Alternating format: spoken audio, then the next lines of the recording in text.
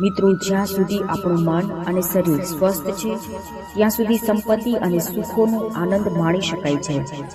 સ્વસ્થ મન એટલે કોઈ તણાવ, હકારાત્મક વિચાર, શાંત મન.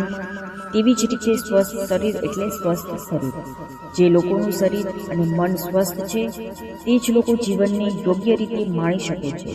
તેથી આપણે તેમનો સ્વાર્થ રાખ્યાનો પ્રયાસ કરતા રહેવું જોઈએ. જો તમારે સફળ થવું હોય તો કોઈ શુભ મુહૂર્તની રાહ ન જુઓ. સારું કામ કરવા માટે અત્યારે સારો સમય છે. સપના ફક્ત તે લોકો દ્વારા જ પૂરા થાય છે જેઓ આળસ નથી અને સમય બગાડ્યા વિના કામ કરવાનું શરૂ કરે છે. આત્મવિશ્વાસ એક એવો ગુણ છે જેના કારણે મોટા ધ્યેય સિદ્ધાંત કરી શકાય છે. જો તમે તમારામાં વિશ્વાસ ન રાખતા હો તો નાનું કામ પણ પૂરું નહીં થાય.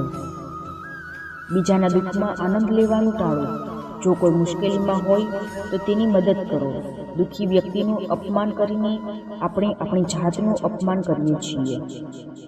માટે જ્યાં સુધી મન અને શરીર સ્વસ્થ રહે છે ત્યાં સુધી આપણે સંપત્તિ અને સુખ સુવિધાઓનો આનંદ માણી શકીએ છીએ. તેથી શરીર અને મનની સ્વસ્થતા રાખવાનો પ્રયાસ કરતા રહો. રાધે રાધે.